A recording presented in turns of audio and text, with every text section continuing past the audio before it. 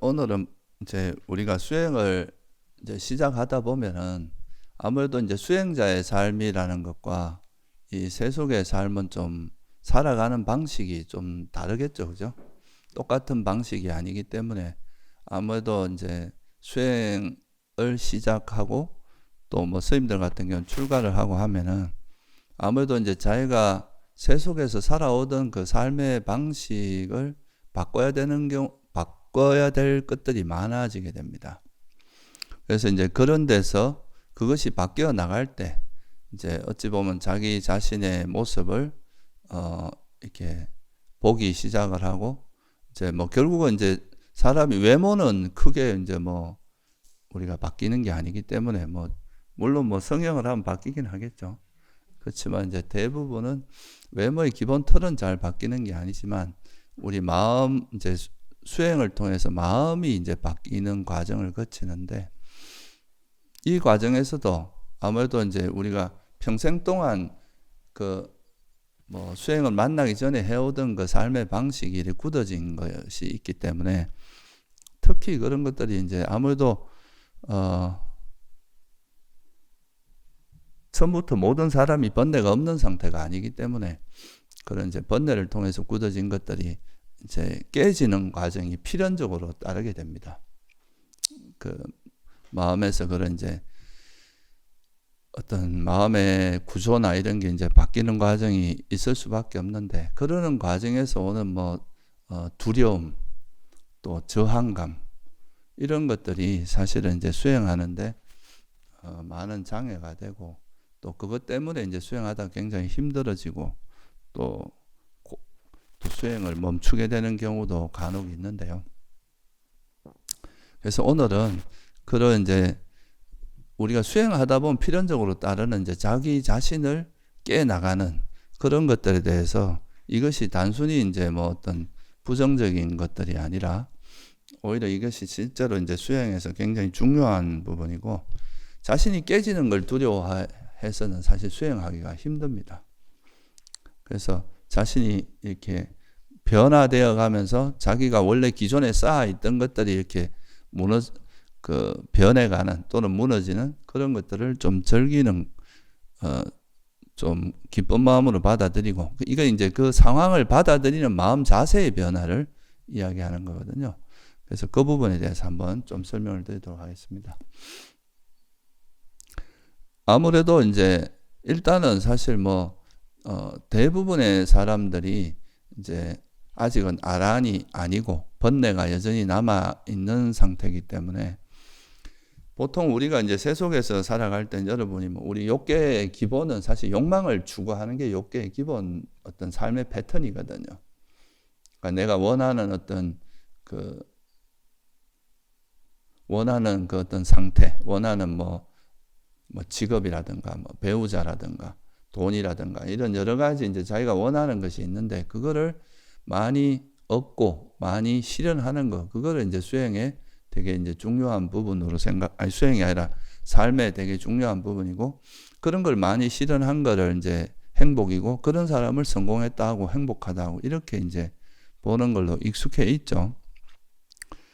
그래서 이제 그런데 또 수행에 들어오면 이제 그런 것들이 욕망이 가지고 있는 어떤 또 한계, 욕망이 가지고 있는 그런 위험성, 그 욕망을 추구하는 것 자체가 무조건 잘못됐다 이런 것보다 그 욕망이 가지고 있는 이제 위험성이나 그런 이제 단점, 결점 이런 걸 보지 못하면 그로 인해서 생기는 수많은 부작용들이 있기 때문에 그러니까 한쪽은 욕망을 추구하는 쪽으로 간다면 이제 수행자들은 이 욕망을 적게 하고 어떻게 보면 욕망을 내려놓는 방향으로 수행을 하기 때문에 이게 필연적으로 우리 마음 속에서 어떤 변화가 일어날 수밖에 없어요. 이거를 수용하지 못하면 이거를 이제 인정하지 못하고 계속 자기 걸 고집하다 보면 이게 끊임없이 충돌을 일으키고 그로 인해서 상당히 많은 이제 고통들이 일어나는 거죠.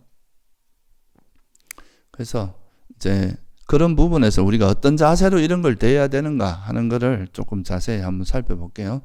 그래서 이제 이런 삶의 방식에서 가장 큰 영향을 미치는 것 중에 하나가 바로 견해라는 겁니다. 우리 삶에 대해서. 그래서 이제 그런 견해가 바뀌어 나가고 이 견해를 기반으로 해서 굉장히 많은 일들이 벌어지기 때문에 또 우리가 알게 모르게 형성된 그런 잠재적인 성향들 이런 것들이 이제 바뀌어 나가는 그 과정을 좀 한번 살펴보고 그런 때 우리가 어떤 자세로 이걸 임해야 이런 것들을 좀 더 좀 평온하게 받아들일 수 있는지 그런 부분에 대해서 한번 살펴볼게요. 먼저 이제 우리가 크게 나누면 세속에서 형성된 견해와 부처님의 견해 이렇게 두 개로 이제 좀 나누어서 생각할 수 있는데요. 우리가 이제 세속의 삶의 방식은 아까도 말씀드렸지만 이제 세속에서 교육받고 또 자라면서 우리가 배워온 걸 기반으로 형성된 그런 견해가 있겠죠. 그죠? 이거는 대체로 보면 아까도 말씀드린 세속은 기본적으로 욕계라는 말 자체가 이 감각적 욕망의 세계란 뜻이거든요. 이 욕계가. 욕계에서는 기본적으로 이제 욕망을 추구하는 게 당연한 걸로 생각하고 그것에 문제를 제기하는 게 전혀 없습니다. 그래서 기본적으로 이제 그 세속의 삶이라고 하는 건 욕망을 기반으로 해서 또 그 욕망이 충족되지 않거나 그랬을 때 일어나는 분노, 화 이런 것과 또 그걸 뒷받침해주는 어리석음을 기반으로 형성된 견해가 되겠죠, 그죠? 그래서 이렇게 이제 형성된 것이고 또 보통 이렇게 이제 뭔가 견해가 형성되면 우리가 세속에서는 보통 이제 이런 견해가 형성되면 자기 견해가 옳다고 하는 치착이 동반되게 되어 있습니다. 때처럼 보면 내가 이제 이렇게 뭔가 한 거에 뭔가 이렇게 저렇게 해서 뭔가 이제 세상을 바라보는 관점이나 이런 게 생기기 마련이거든요. 자꾸 하다 보면 그 견해는 형성되는데 그 견해가 그걸로 끝나는 게 아니라 이 견해에 대한 집착이 항상 동반되게 되어 있습니다. 그래서 우리가 보통 사견을 이야기할 때는 이 탐욕을 뿌리로 한 어떤 심리 현상으로 분류를 하거든요. 기본적으로 이건 자기가 만들어진 그 견해가 옳다고 생각하는 고집 또는 이제 집착 이런 것들이 항상 함께 하게 되고요. 그러면 이걸 어떻게 하게 되겠어요? 보통 이런 이제 견해가 이제 자기 견해에 대한 집착이 있으면은 보통 그 견해와 다른 사람이나 다른 집단이나 다른 상황을 만났을 때 어떻게 반응하겠습니까? 성질 나겠죠, 그죠? 뭔가 마음에 안 들고 불만족이 생기고 자기 견해와 다른 거에 대해서 계속 배척하게 되고 싫어하게 되고 이런 방향으로 마음이 가게 돼 있습니다. 또 이렇게 하기도 하고 또 자기하고 견해가 다른 사람에 대한 악의, 화, 적대감 이런 게 일어나는 것과 더불어서 또 하나는 타인을 자기 견해에 맞게 이렇게 변화시키려고 강요합니다. 상대에게 내 견해를 강요하고 그 견해를 받아들이지 않으면 또 싫어하고 이런 방식으로 이제 작용을 하게 되어 있습니다. 그건 왜 그러냐 하면 이 견해, 보통 일반적으로 세속에서 말하는 견해에는 집착이 항상 함께 하기 때문에 그렇습니다. 기본적으로 내 견해가 옳다고 생각하는, 이것이 맞다고 생각하는 이런 마음들이, 이런 집착이 항상 같이 있기 때문에 그래서 이게 이제 부작용을 일으키는 거죠. 그래서 이게 세속에서 가지고 있는 견해, 우리가 견해라는 것도 삶을 살아가는데 또 꼭 필요한 것이기도 해요. 그런 게 있어야 또 우리가 나름대로 자기 주관을 가지고 살기도 하고 또 어떤 일을 판단할 때 기준점이 되기도 하고 하는데 이제 문제는 이제 이런 것들이 대부분 욕망과 성냄과 어리석음을 기반으로 해서 형성된 것이기 때문에 부처님께서 보시기엔 이런 것들이 가지고 있는 문제가 많고 이걸로 인해서 괴로움이 일어나는 것들이 많더라.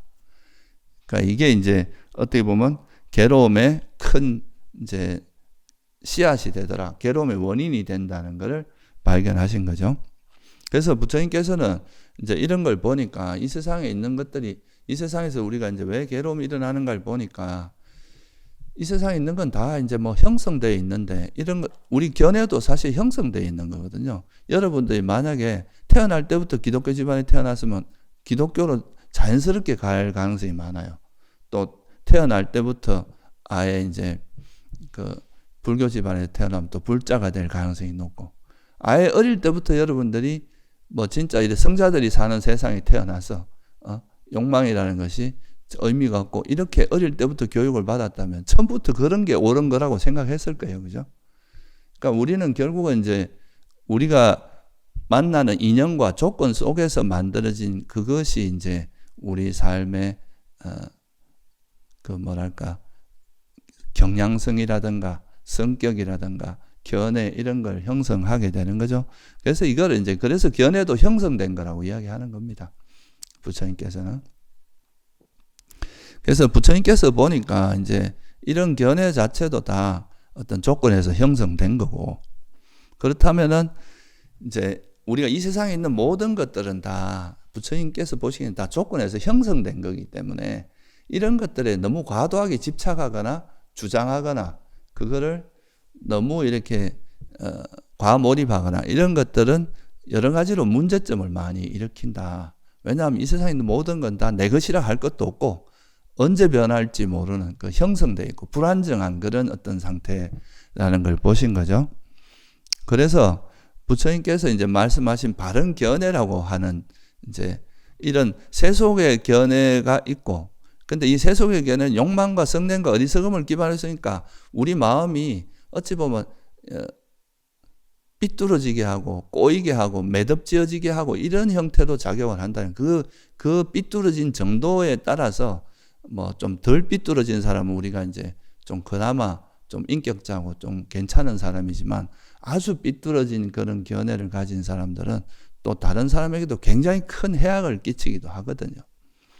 그래서 이제 이런 것들을 보고 부처님께서 이제 진리를 발견한 다음에 우리가 가져야 될 바른 견해가 뭔가라는 걸 보니까 이제 그게 이제 진리 사성제라는 걸 사성제의 내용이 그거거든요. 이 세상에 있는 모든 건 다 형성된 거니까 이게 다 무상하고 정말 불완전하고 내 거라고 할 만한 건 없다.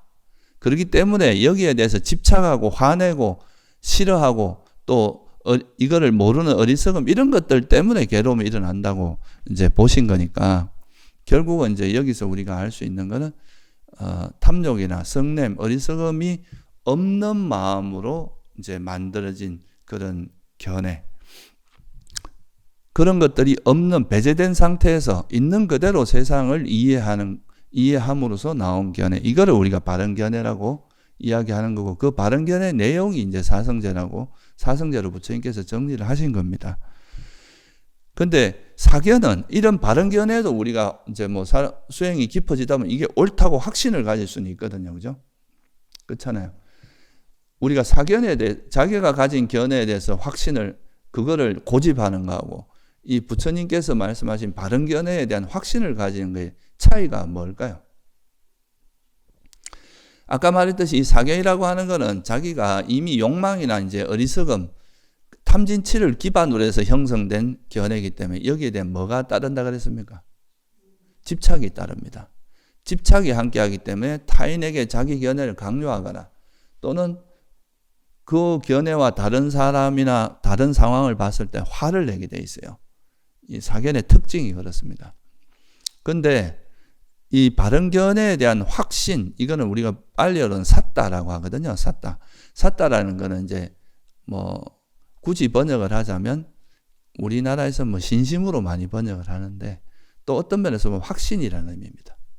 이것이 진리라는 것을 스스로 확신하는 건데 이 확신에는 집착이 없고 성냄이 없고 어리석음이 없는 마음을 기반으로 이루어진 거기 때문에 아라한들도 분명히 이게 진리라는 것에 대한 또는 수다원만 돼도 이게 진리라는 것에 대한 확신을 가지지만 그렇다고 해서 남이 그렇지 않은 타인에 대해서 강요하거나 화를 내진 않아. 부처님께서 항상 하는 태도가 뭡니까? 이 물가에다 데리고 여기가 물이 있다, 뭐 진리가 있다 이렇게 전을 펼치시긴 하지만 그걸 선택하고 안 하고 누구의 몫입니까? 그거는 이제 그 법을 듣는 사람에게 맡기는 거예요. 그걸 강요할 수 있는 것도 아니고 그냥 이러한 진리가 있다. 이것이 내가 발견한 진리다라고 이제 이렇게 펼쳐주면 그거를 듣고 이것이 내가 진리라고 생각이 들고 받아들여지면 그거에 따라가는 거고 그렇지 않으면 뭐 하고 그렇다고 해서 부처님께서 당신 말을 안 듣는 사람을 막 붙들어 놓고 너 이놈의 자식 내 말 왜 안 들어 하고 막 뭐라 그런다거나 안 듣는 사람에 대해서 화를 내고 막 공격을 한다거나 상대를 비난한다거나 이러지는 않거든요. 그러니까 그거는 이제 확신을 가지는 거는 자기 내면에서 이것이 옳다는 것에 대한 방향성이나 이런 거를 이제 확신하고 그 길을 가는 거지 상대 이 집착이 있는 마음 상태는 아니거든요. 확신이라고 하는 것은 선한 마음 상태고 이거는 그냥 상대에게 강요하거나 그런 게 아니라 자기가 옳다고 생각하는 길을 묵묵히 가는 그런 거죠. 그래서 사실 이게 이제 우리가 바른 어차피 세 속에서 이미 형성되어 있는 견해는 있어요. 근데 이 견해가 바른 견해로 이제 전환이 돼야 우리가 소위 말하는 괴로움도 소멸할 수 있고, 그죠? 괴로움에서 벗어날 수 있는 첫 번째 단추가 수다원이 되면은 확실히 달라지는 첫 번째가 이제 이 견해가 바뀌는 거거든요. 이제 사견이 완전히 사라지고 이제 바른 견해가 형성되는 건데, 근데 이거를 위해서는 어쩔 수 없는 과정이 뭐가 되겠어요? 내가 이미 형성해 놓은 그 견해를 어찌해야 됩니까?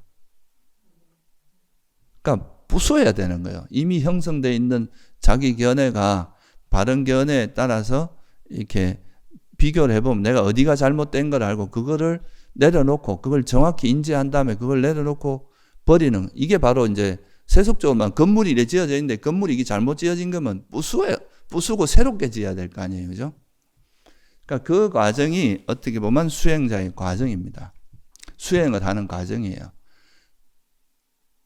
이걸 조금 쉽게 우리 몸에 대해서 이제 한번 몸을 비유로 해보면 건강한 사람은 몸이 어떻습니까? 몸이 이렇게 그 척추도 이렇게 바르게 돼 있고, 그죠?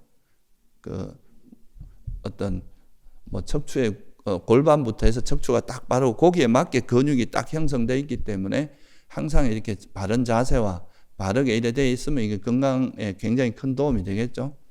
근데 처음부터 생활 자세가 잘못되어 있고 뭔가 잘못 배워갖고 운동을 잘못하거나 이렇게 하면 뭐 척추도 틀어지고 고개도 틀어지고 골반도 틀어지고 이러면 그 틀어진 거에 맞게 뭐가 형성이 되어 있겠어요? 근육이 그렇게 만들어져 있을 거 아니에요. 그죠?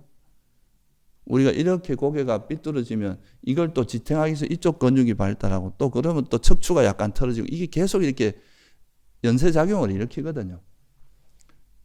그러면 그런 상태에서 이 사람이 건강해지기 위해서는 첫째는 이게 이 뼈대를 바르게 하고, 뼈대를 아무리 내가 이제 뭐 카이로프라틱이나 뭐 이런 걸로 이제 바르게 한다 해도 근육이 또 그렇게 안 돼 있으면 또 금방 돌아가거든요. 그러니까 이 근육을 다시 맞춰서 이제 이 바른 그 뼈대에 맞게 근육이 형성될 때까지는 상당한 고통이 따릅니다.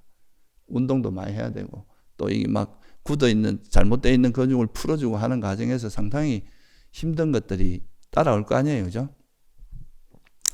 그런 것처럼 이게 수행을 하는 것도 결국은 이제 견해라고 하는 거는 여러분 눈에 잘 안 보입니다. 왜? 이거는 오랫동안 형성된 거니까 이미 우리 마음에 구조화되어 있는 거기 때문에 내가 이렇게 하는지도 모르고 그렇게 나오는 경우가 대부분이거든요. 그래서 그거는 이제 우리가 지속적인 이제 수행을 통해서 그걸 서서히 발견해 가는 게 많기 때문에 이제 그러니까 이게 이제 뭐 부지불식간에 물속에 사는 그 물고기가 물이 있는지도 모르듯이 이건 그냥 자기가 항상 해오던 방식대로 행동을 하기 때문에 이게 자기가 뭔가 이게 삐뚤어져 있는지 바르지 않은 건지 이런 걸 잘 모르는 경우가 되게 많아요. 그러다가 이제 그거를 누군가 뭐 지적을 하거나 자기가 스스로 발견하거나 하면 어떤 게 제일 먼저 일어나냐면 고통이 따라요. 힘든 거예요. 내 모습을 보는 것 자체가 힘들고, 아, 내가 이거 좀 뭔가 잘못 살아온 것 같고, 자기가 살아온 거를 부정해야 될 것 같고, 이런 마음이 들기 때문에, 이거는 이제 그런 변화를 일으키기 위해서 따르는 괴로움이 있는데요. 이런 괴로움은 우리가 특별히 뭐라고 하냐면 비세속적인 괴로움이라고 합니다. 이거는 이제 고통은 고통인데, 어떻게 보면 이제 우리를 더 나쁘게 간다기보다 그 고통을 통해서 이제 우리가 성장하게 만드는 그런 거기 때문에 비세속적인 고통이라고 하죠. 그래서 이런 거를 이제 제대로 수용하지 못하고 계속 자기 거를 고집하다 보면 이 견해가 이제 견해가 바뀌기 위해서는 원래 가지고 있던 견해를 내려놔야 새로운 게 형성되겠죠. 그죠? 원래 가지고 있는 자기 견해를 고집하는데 어떻게 새로운 게 형성되겠어요. 그죠? 그러니까 이제 그 과정에서 괴로움도 따르고 또 그거를 우리가 어떻게 받아들이냐에 따라서 계속 그것이 힘들고 고통스러운 일이 될 수도 있고 계속 자기를 변화시켜 나가는 과정이 아니면은 그것이 오히려 이제 순간순간은 좀 괴로움도 따르겠지만 그것이 이제 오히려 우리에게 되게 즐겁고 기쁜 일로 받아들일 수도 있는 거거든요. 그래서 이제 그런 거에 대해서 우리가 다시 한번 돌아보는 어떻게 그러면 이걸 어떤 문제 때문에 이게 이제 이런 일이 벌어지고 이런 거를 어떻게 어떤 마음 자세로 우리가 이제 우리에게 있는 결국 그런 잠재 성향들, 번뇌들 이런 거를 어떻게 받아들이고 어떻게 해야 이런 것을 좀 더 이제 즐거운 마음으로 극복할 수 있을까? 그런 것을 한번 생각해 보도록 하겠습니다. 결국은 이제 이게 그 바른 견해나 그릇된 견해 이런 것들을 버리는 데 있어서는 첫째 우리가 해야 될 거는 뭐겠어요? 이게 결국은 마음이 왜곡되어 있고 마음이 엉켜 있고 마음이 꼬여 있다는 거는 제일 먼저 뭐부터 이게 왜 일어나겠어요? 이런 게 번뇌 때문에 일어날 거 아니에요. 그죠?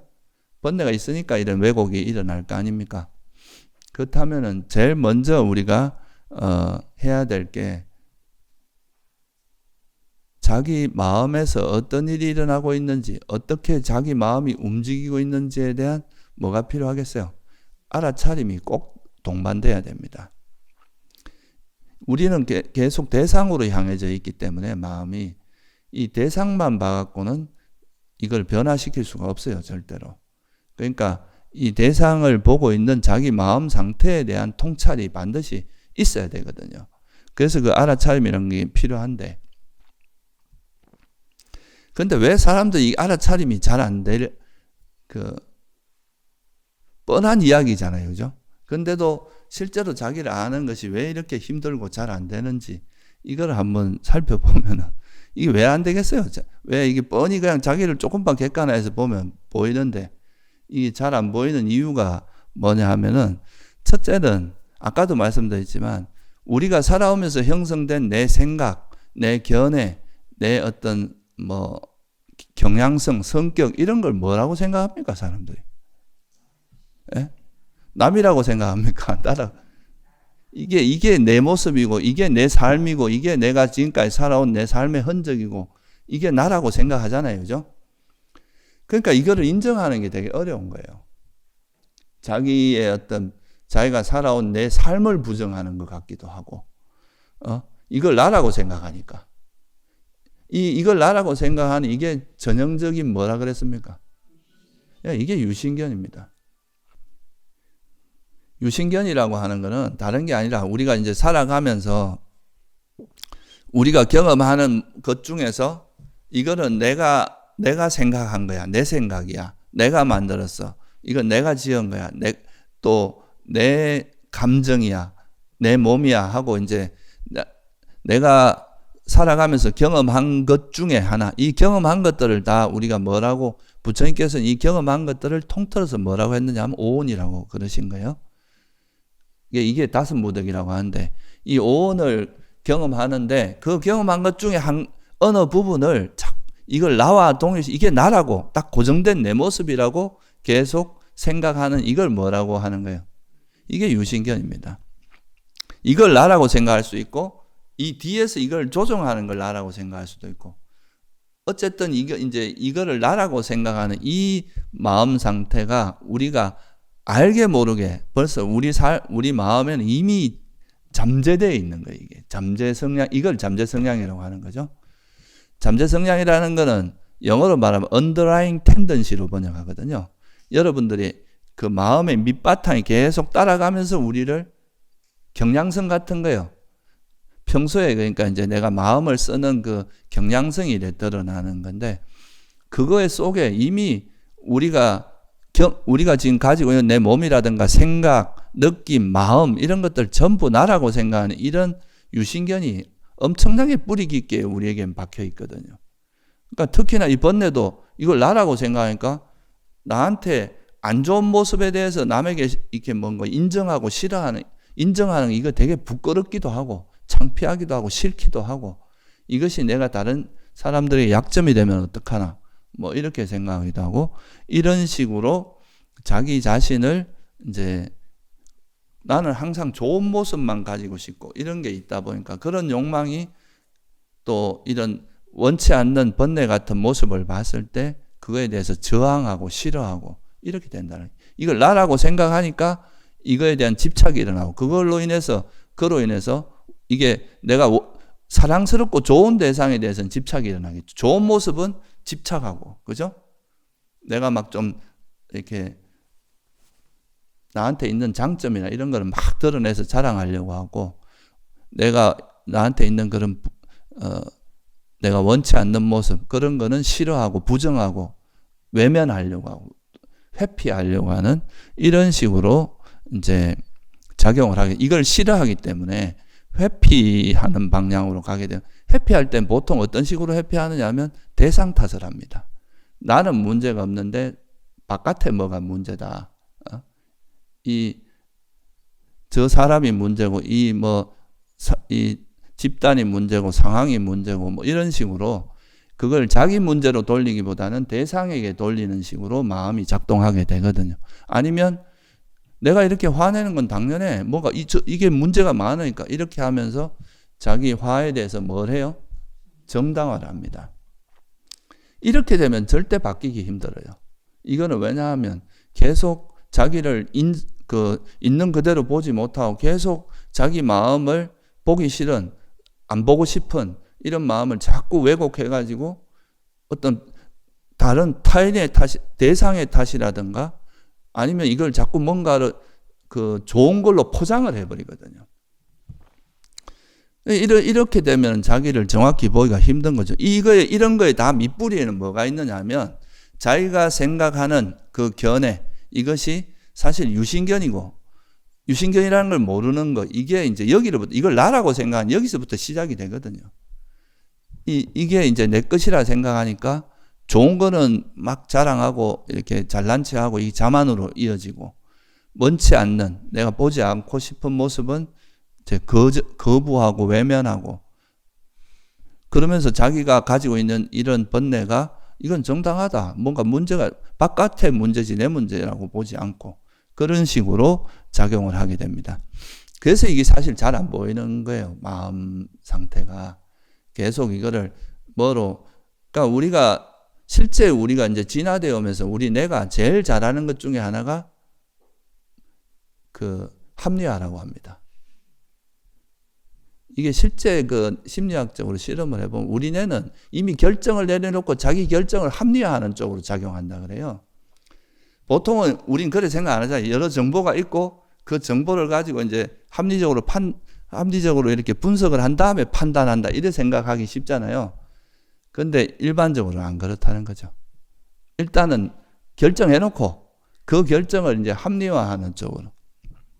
보통 그러잖아요. 남편도 사고 싶은 거 사놓고 난 다음에 내가 이걸 뭘 하기 위해서 샀고 뭘 하기 위해 이렇게 한다거나. 그리고 실제 이거 심리학 실험에서 그렇게 하는 걸 봤거든요.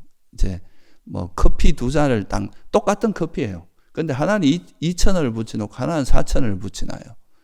그러면 이 두 개를 마셔보고 4,000원짜리 커피를 평할 때, 나는 미각이 진짜 예민한데, 이 4,000원짜리 커피를 마시면서, 너무 2,000원짜리보다 확실히 부드럽고, 더 좋고, 막 이렇게 너무 멋있게 이야기하는 거예요, 그걸.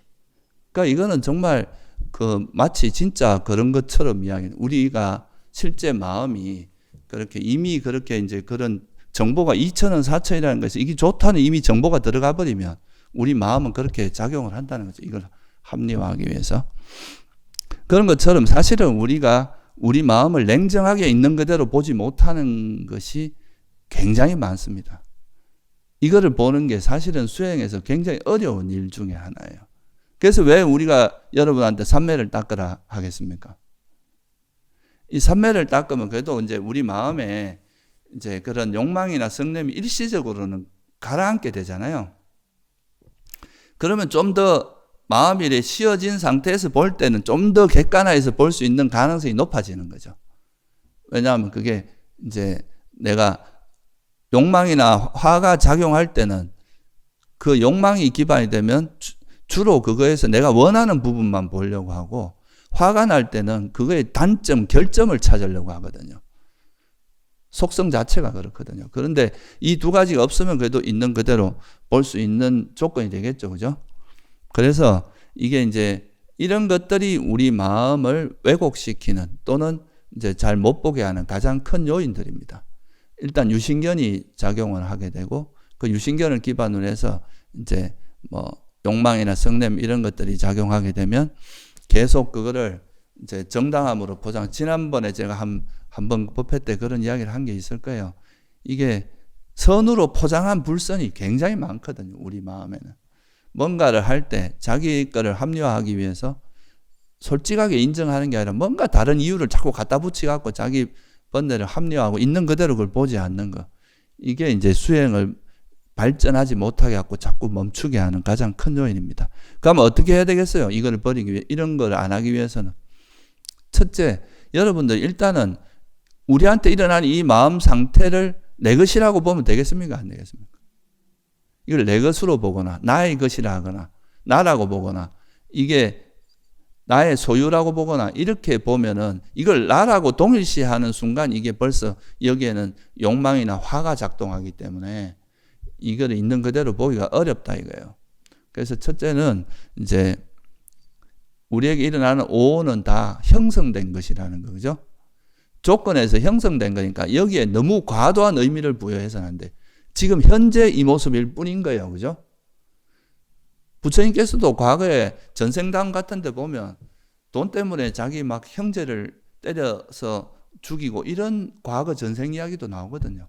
그러니까 그하고 우리 목련전자가 돌아가실 때 외도한테 맞아서 돌아가셨잖아요. 그 이유가 전생에 눈먼 자기 부모님을 이제 소위 말해서 저 산속에서 산적으로 가장해서 당신이 이래 죽인 갑오 때문에 그렇다고 하거든요.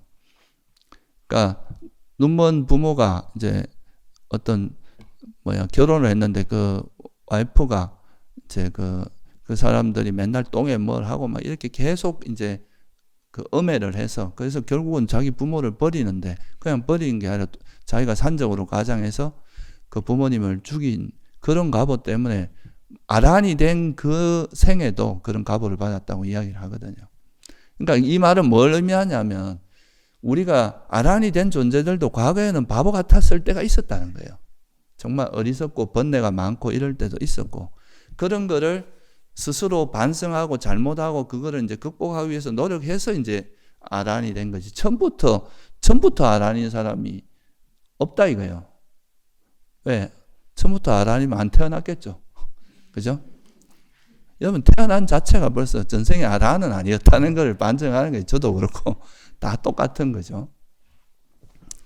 그래서 자기 자신과 동일시해서 하지 않는 거 이게 이제 첫 번째고요. 두 번째는 그 마음 상태가 아무리 뭔가 좋은 걸로 포장돼도 그 뒤에 숨어있는 마음 상태를 보는 힘을 길러야 됩니다. 이게 법을 보는 거거든요.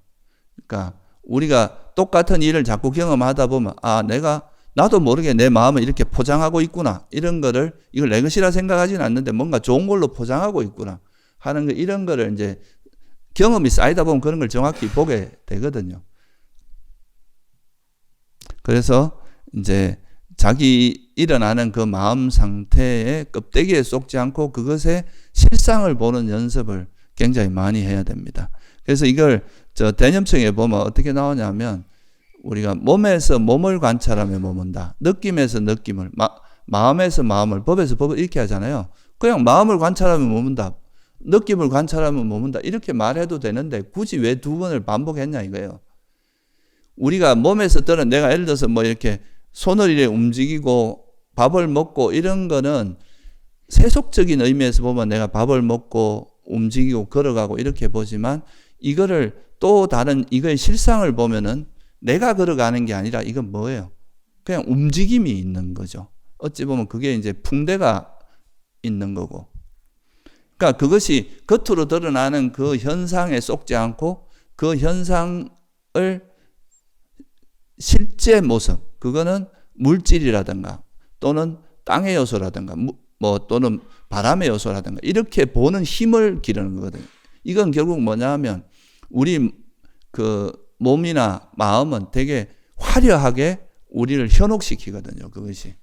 그러니까 그런 것 속에 그 본질을 보는 거예요. 아무리 아름다운 모습을 한 이성이 있다 하더라도 그 본질은 물질이고 또 그 아름다운 걸 부정하는 게 아름다운 건 또 아름다운 거지만 그것만 있는 게 아니라 이것도 역시 형성된 것이기 때문에 언젠가는 이제 죽음을 맞이할 수밖에 없고 늙을 수밖에 없고 병들 수밖에 없다는 그런 본질을 이해하고 그거 아름다운 걸 보는 거하고 그런 걸 이해 없이 보는 건 다를 거 아니에요. 그죠? 이걸 이해하면 집착을 덜 하게 됩니다.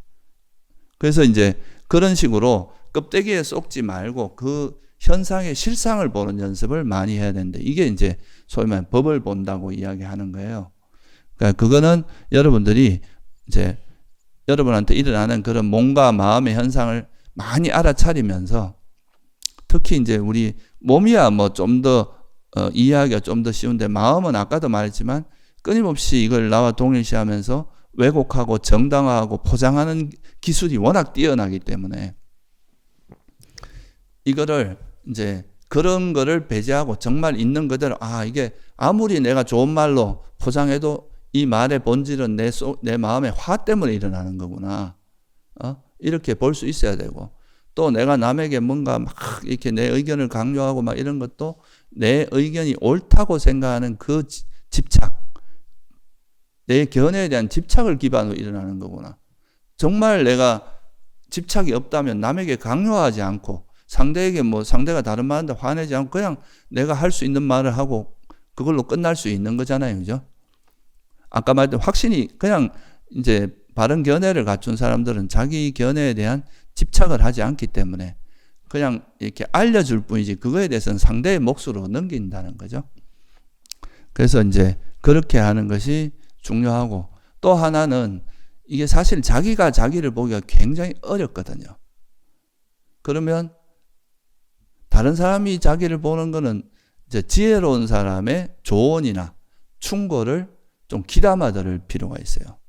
이 수행하는 사람들이 사실 이게 이제 자기 스스로 자기 마음을 보는 게 정말 쉽지가 않습니다. 근데 좀 경험이 많고 지혜가 있는 사람들은 그런 마음의 본질이 뭔가를 좀 더 쉽게 보고 그런 거를 지적해주면 그런 거를 성질 내지 말고 정말 고맙게 생각해야 됩니다. 그거는 그런 거 한마디가 사실 여러분 수십 생, 수만 생을 앞당길 수도 있어요.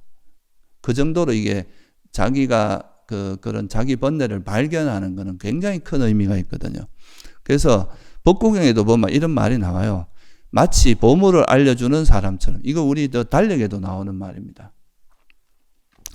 마치 보물을 알려주는 사람처럼 잘못을 지적해주고 꾸짖어 말하는 지혜로운 사람을 본다면 그런 지혜로운 사람과 가까이 하라 그랬거든요.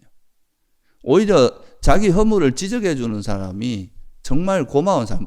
근데 사실 여기서 주의할 건 지혜로운 사람. 이게 너무 이제 말도 안 되게 그냥 옆에서 그냥 자기 성질나고 막 지적하고 이런까지 다 들을 이야기는 아닌데 정말 지혜로운 사람이 그런 거에 대해서 이야기를 하고 그런 거를 보게 한다면 그런 거는 정말 이렇게 감사하는 마음을 가지고 마치 나한테 정말 큰 보물을 주는 사람처럼 생각하면서 받아들일 자세가 돼야 된다 이거죠. 이 수행하는 사람이 배울 줄 모르는 사람은 수행하기 어렵습니다. 우리가 하물며 타산지석이란 말이 있잖아요. 그죠? 저 산속에 있는 그냥 돌한테도 배울 게 있는데 우리가 옆에 있는 도반이나 스승이나 수행자들이나 다 뭔가 배울 게 다 있는데 그런 걸 배우지 않고 자기 것만 고집하는 사람은 사실 수행하기 힘들거든요. 그래서 타인의 어떤 그런 진짜 진심 어린 충고, 지혜로운 사람의 그런 충고에는 정말 귀를 기울임으로써 이런 것들이 잘 이런 자세를 가지고 나한테 일어나는 그런 번뇌에 대해서 저항하거나 화내지 말고 이게 왜냐면 내게 아니거든요. 이게 영원히 여러분 이런 모습으로 사는 게 아니에요. 지금 현재 좀 그렇다는 거지. 그래서 이것이 그냥 내버려 두면 이제 더 큰 문제를 일으키는데 이거를 이제 발견하고 이게 스스로 받아들이고 이제 그걸 알아차리는 건 굉장히 크고 또 그걸 알아차린 다음에 그거를 수용하고 인정해야 됩니다. 자꾸 거부하지 말고.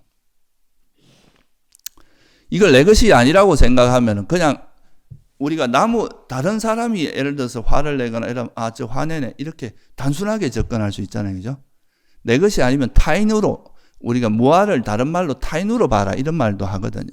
경전에 보면.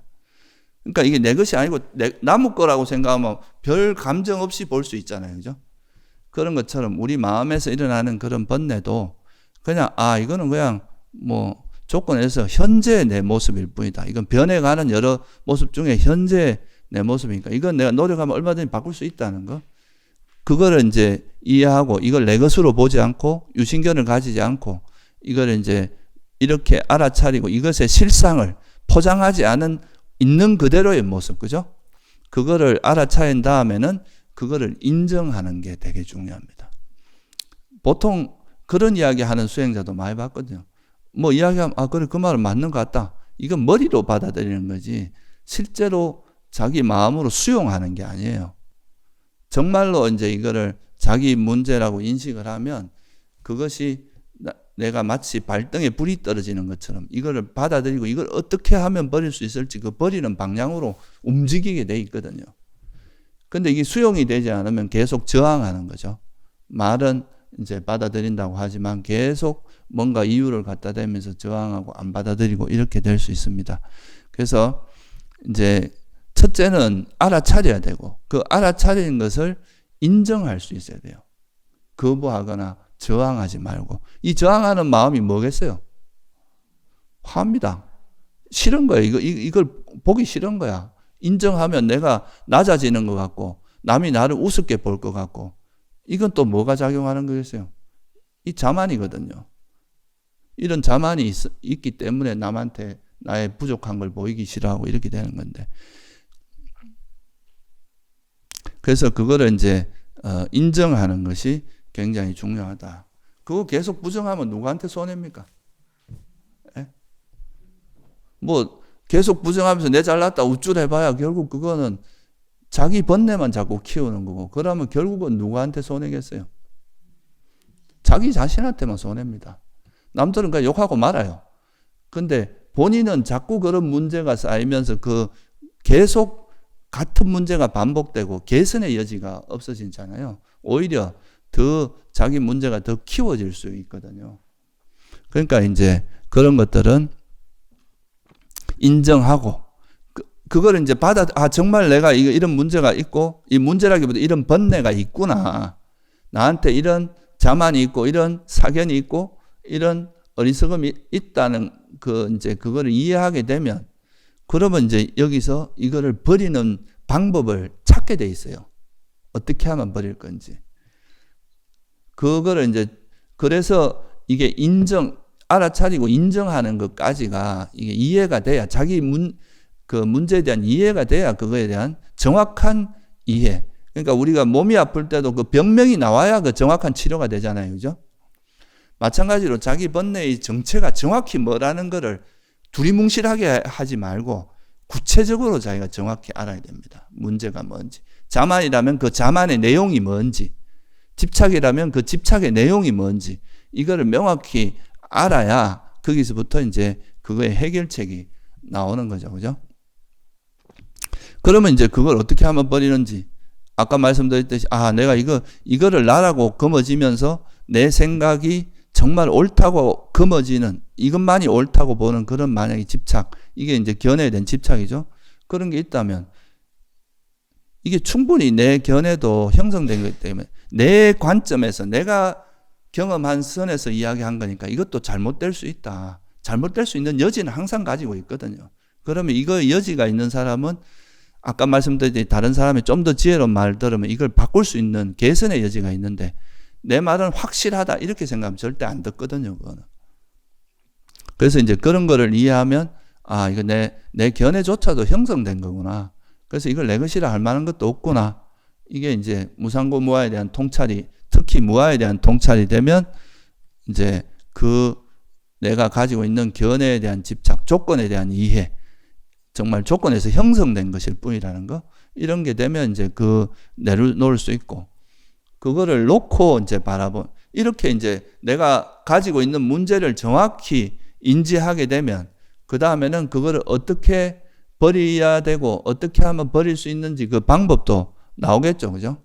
그래서 이런 문제, 자기가 가지고 있는 그런 이제 새 속에서 형성된 것들이, 새 속에서 만들어진 그런 이제 뭔가 꼬여 있고 뭔가 왜곡되어 있고 하는 그런 마음들이 이렇게 정상화되는 과정에서는 이렇게 꼬이게 만드는 것은 결국 그 뒤에 숨어 있는 번뇌 때문이거든요. 이런 번뇌를 발견하고 이 번뇌가 영원한 것도 아니고 내 것도 아니기 때문에 우리는 이걸 정확히 파악하고 이거를 변화시키기만 하면 우리는 또 어떻게 보면 바른 마음 상태, 올바른 마음, 왜곡되지 않고 꼬이지 않은 마음 상태로 바뀔 수 있거든요. 그게 수행이에요. 다른 게 수행이 아니라. 근데 내가 가지고 있는 이 견해를 계속 고집하고 안 바꾸려고 하고 검어지고 이러면 절대 변화가 일어날 수가 없겠죠. 오히려 자기 생각을 점점 더 강화하는 쪽으로 가게 되겠죠. 그죠? 그래서 우리가 바른 견해라고 하는 기준점이 왜 중요하냐 하면 내가 가지고 있는 견해와 바른 견해하고 비교를 해서 내가 어디서 잘못됐는지를 계속 수정해 나가야 돼요. 여기서 내가 이런 번뇌 때문에 이렇게 형성된 것들이구나. 이러면서 이거를 자꾸 놓는 과정을 하다 보면 우리가 마치 실타래가 막 꼬여 있다가 하나하나 풀어져 가는 것처럼 마음이 왜곡되어 있던 마음, 뭔가 꼬여 있던 마음들이 오히려 정상화돼가요. 점점 정상화돼 가는 거죠. 수행이 되게 신비하고 머릿속에 뭐가 펑 열리고 번쩍해서 뭐가 깨달아지고 이런 게 아니라 여러분 마음속에 꼬여 있는 그런 욕망으로 인해 꼬여 있던 거, 화 때문에 왜곡되어 있던 마음들, 이런 것들이 엉켜 있던 마음들이 다 풀어서 완전히 정상화되는 과정이라고 보는 게 오히려 더 정확합니다. 그래서 이제 이렇게 우리 마음을 엉키게 만들고 꼬이게 만드는 거에 그 기본이 번뇌이기 때문에 이런 번뇌를 정확히 들여다보고 그거를 내 것이다, 이게 영원하다, 실체다 이렇게 보지 말고 그냥 현재 내 몸이다 보고 이거를 있는 그대로 이것의 본질을 정확히 보고 이렇게 포장되어 있는 걸로 자꾸 쏙지 말란 말이에요. 자기를 있는 그대로 보고 그리고 이걸 인정하고 나면 그때부터 이제 정말 놓을 수 있는 그 시작이 됩니다. 그래서 사실 이게 우리가 이제 번뇌를 버리는 거의 시작은 자기 문제를 정확히 인정하는 것부터 시작이 됩니다. 그걸 인정해야 그거를 버릴 수도 있고 또 그게 개선의 여지가 있게 되는 거죠. 그죠? 그리고 이제 여러분이 번뇌를 내려놓을 때 우리가 새 속에서도 어떤 일을 할 땐 그 일에 뭐가 있습니까? 난이도가 있잖아요. 어떤 건 쉽게 할 수 있는 게 있고 어떤 거는 굉장히 오랜 세월 축적이 돼야 가능한 일도 있을 거 아니에요. 그죠? 근데 번뇌도 마찬가지입니다. 우리가 왜 부처님께서 수다원에서 벌어지는 번뇌, 사다함에서 벌어지는 번뇌 이런 게 왜 나눠져 있겠어요? 그만큼 버리는데 난이도가 높은 순인 거예요, 이게. 그러니까 우리가 자만이라든가 이런 존재에 대한 욕망, 나란 존재가 계속 존재하고 싶은 욕망, 이런 것들은 정말 이게 생명체가 가지고 있는 가장 근원적인 번뇌이기 때문에 이런 건 아란이 안 되면 안 없어집니다.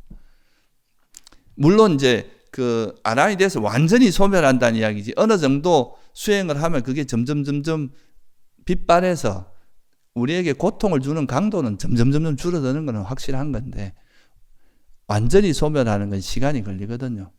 그리고 어떤 고질적인 그런 감각적 욕망을 즐기는 거 이런 것도 정말 안함이 돼야 버려지는 번뇌니까 이것도 시간이 그렇게 거친 거야 이제 점점 버려지지만 좀 더 미세한 그런 것들이 금방 버려지고 그런 건 아니다.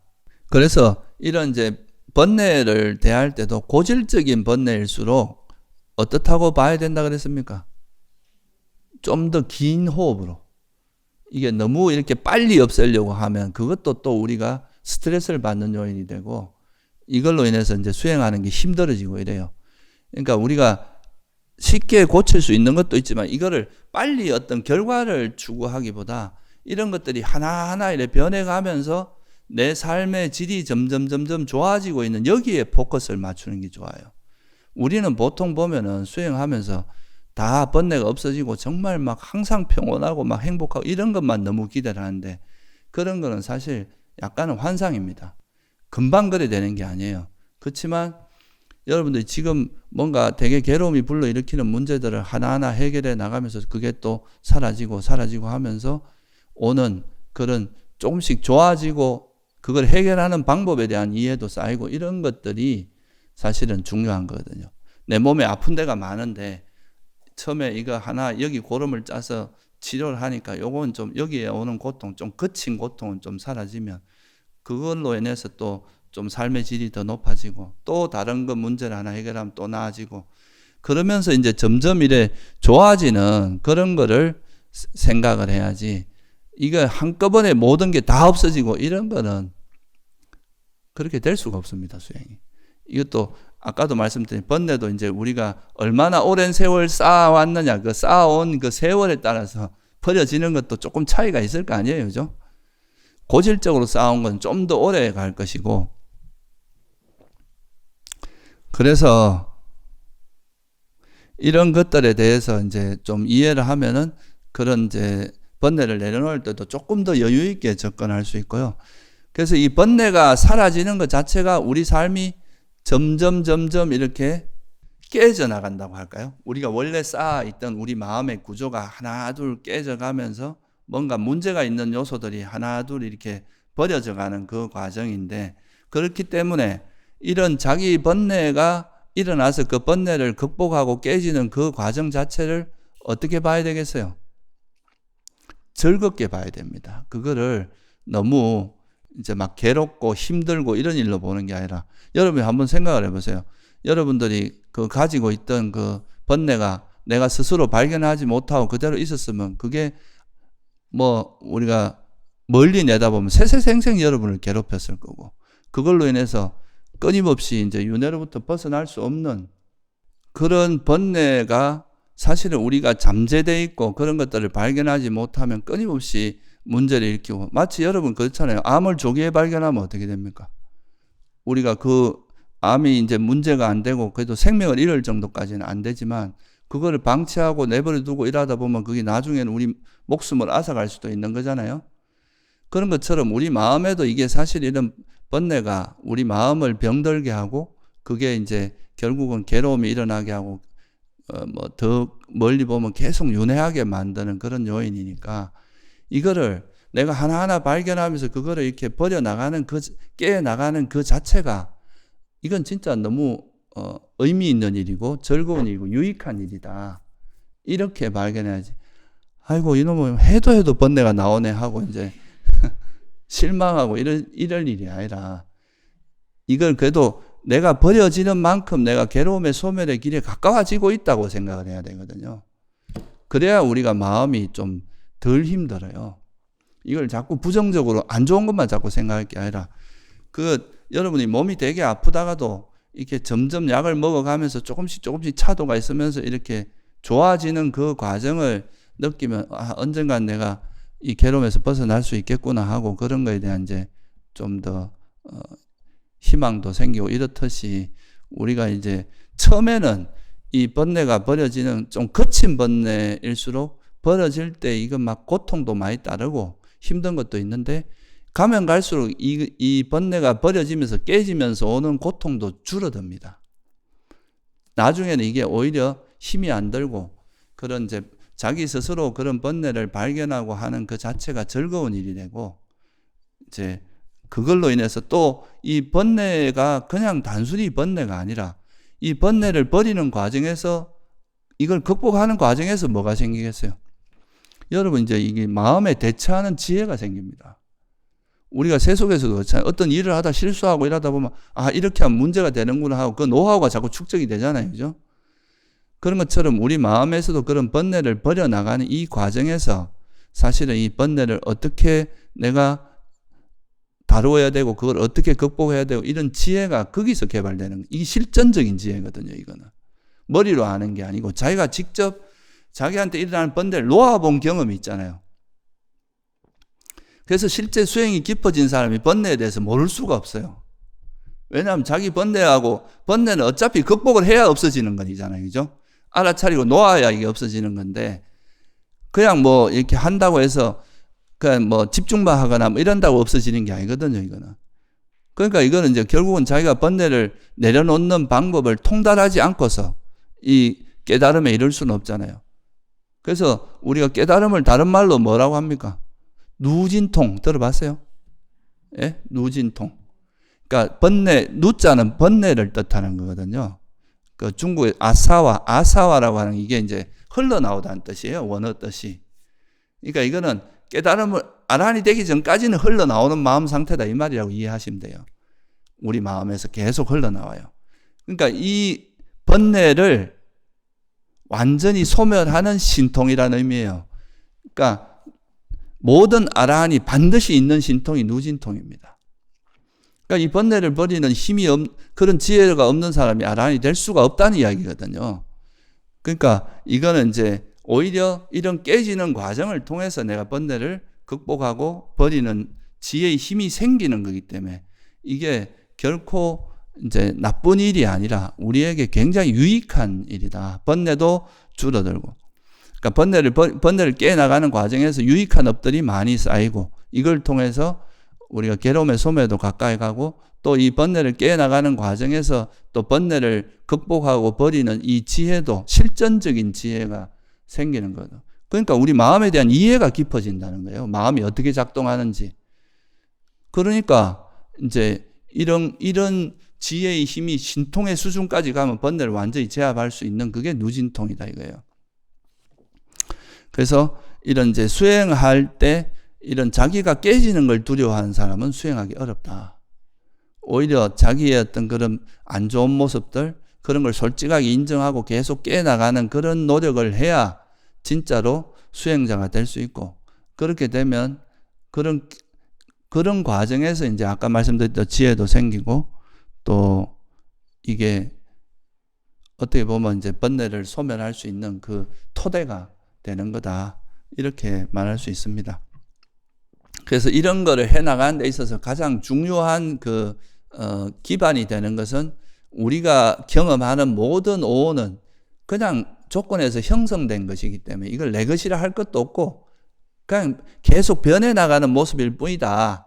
이렇게 바라보면서 우리에게 일어나는 이 번뇌를 그냥 하나의 현상으로, 하나의 조건에서 발생한 현상으로 보면서 이거를 정말 있는 그대로 나한테 일어나는 이 번뇌의 본질이 뭔지를 정확히 바라보고 그거를 인정하고 내려놓는 노력을 해 나가는 게 바로 우리가 이제 그 수행의 제일 중요한 거. 그러면 왜곡 잘못 형성된 번뇌를 통해서 형성된 마음의 구조가 점점 바뀌어가지고 예를 들면 잘못된 자세, 잘못된 습관으로 해서 생긴 우리의 삐뚤어진 몸이 바로 잡히듯이 우리 마음에서 이제 번뇌로 인해서 형성된 그 마음이 점점 번뇌가 버려지고 바로 잡히면서 바른 견해를 통해서 이제 형성된 그런 마음 구조가 정착되는 이게 바로 기억의 확립입니다. 바른 기억의 확립이고 이게 이제 우리가 소위 말해서 아란이 되는 과정이라고 볼 수 있기 때문에